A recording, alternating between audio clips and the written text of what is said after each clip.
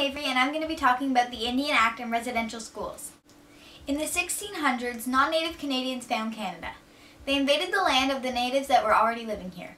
They thought that they were the first ones to find it, but shortly after they arrived, they found out that there were already people living here.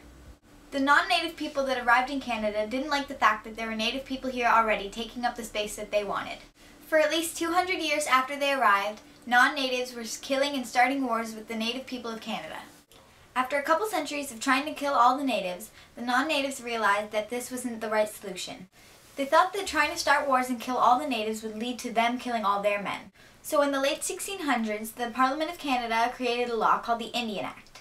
The Indian Act allowed non-natives to go into native homes and take away their children. This law didn't let them take native children anywhere, though. It let them take them to residential schools.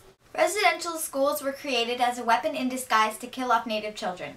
These schools were called residential schools because native children would have to live there for an average time of 1 to 2 years. When native children went to these residential schools, they learned to forget their language and learn a new one. They were also taught things that were very different from their regular tradition. Native children were used to their regular traditions, like being taught to hunt, but at residential schools they would be taught so many different things that they would leave with no memory of what they came with. The children at residential schools weren't treated respectfully, and many ended up committing suicide. Non-native Canadians hoped that because these children were committing suicide and forgetting their native language, the native culture would disappear. The Indian Act and residential schools were made to slowly kill off native culture.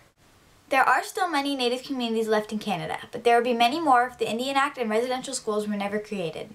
I hope you learned more about the Indian Act and residential schools. Thank you so much for watching.